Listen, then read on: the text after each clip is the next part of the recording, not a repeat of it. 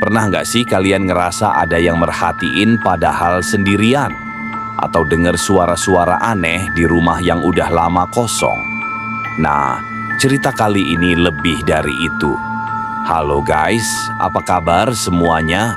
Semoga kalian selalu dalam keadaan baik ya. Kali ini aku mau ajak kalian menyelami sebuah rumah terbengkalai yang konon katanya dihuni banyak banget makhluk halus. Rumah ini udah lama banget kosong dan warga sekitar sering banget dengar suara-suara aneh dari dalam. Ada yang bilang suara tangisan, ada yang bilang suara barang-barang jatuh sendiri, bahkan ada yang pernah ngeliat penampakan. Awalnya aku nggak percaya sama cerita-cerita kayak gini, tapi rasa penasaran mengalahkan segalanya. Aku memutuskan untuk datang langsung ke rumah itu sendirian dan membuktikan sendiri apakah cerita-cerita itu benar adanya. Persiapan pun aku lakukan dengan matang. Aku membawa kamera untuk merekam setiap kejadian, senter super terang, dan tentu saja keberanian yang sedikit dipaksakan. Sampai di depan rumah, aura mistis langsung terasa menyelimuti. Bangunan tua itu terlihat suram dan menyeramkan, dengan jendela-jendela yang pecah dan tanaman liar yang menjalar di dinding. Pintu gerbangnya berkarat dan berderit saat aku membukanya.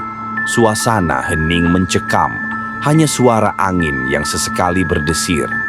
Aku menarik napas dalam-dalam dan melangkah masuk, siap menghadapi segala kemungkinan yang terjadi. Di halaman depan, aku menemukan beberapa mainan anak-anak yang berkarat, seolah-olah rumah ini pernah dihuni oleh sebuah keluarga bahagia sebelum akhirnya ditinggalkan karena alasan yang misterius. Semakin aku masuk ke dalam, semakin kuat pula aura mistis yang aku rasakan. Bulu kuduku mulai merinding dan jantungku berdegup kencang. Aku mencoba menenangkan diri dan terus merekam setiap sudut rumah. Masuk ke dalam rumah, aku disambut dengan bau lembab dan debu yang tebal. Ruangan-ruangan terlihat kosong dan berantakan. Perabotan tua berserakan di lantai dan dinding-dindingnya mengelupas. Di ruang tamu, aku menemukan sebuah foto keluarga yang sudah usang. Foto itu menunjukkan sepasang suami istri dengan 2 orang anak kecil, tersenyum bahagia. Siapa mereka? Apa yang terjadi dengan mereka? Pertanyaan-pertanyaan itu terus berputar di benakku.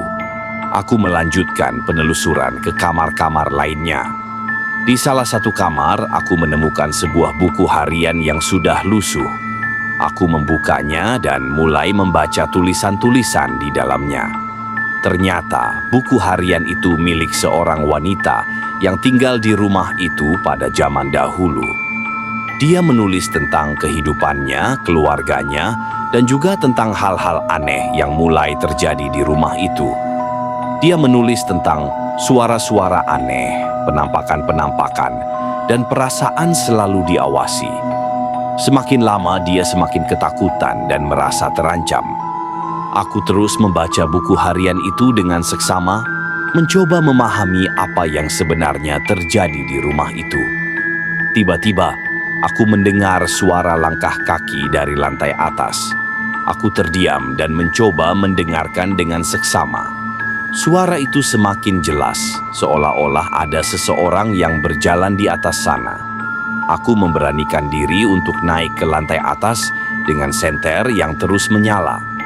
Di lantai atas, aku menemukan beberapa kamar tidur yang juga dalam keadaan berantakan.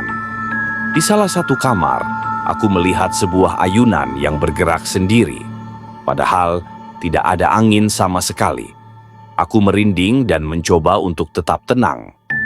Aku terus merekam kejadian itu, berharap bisa mendapatkan bukti nyata tentang keberadaan makhluk halus di rumah itu. Saat aku sedang merekam ayunan yang bergerak sendiri, tiba-tiba lampu senterku mati. Aku panik dan mencoba menyalakannya kembali, tapi tidak bisa. Aku berada dalam kegelapan total, hanya suara ayunan yang berderit yang terdengar. Tiba-tiba, aku merasakan ada sesuatu yang menyentuh pundakku. Aku berteriak dan mencoba menghindar, tapi tidak bisa. Aku merasakan tangan dingin yang mencengkeram pundakku dengan kuat. Aku semakin panik dan mencoba memberontak, tapi tidak ada gunanya. Tangan itu semakin kuat mencengkeram pundakku, dan aku merasakan ada napas dingin yang berhembus di telingaku.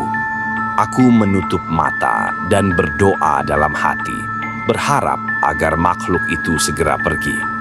Setelah beberapa saat yang terasa seperti berjam-jam, tangan itu akhirnya melepaskan cengkeramannya.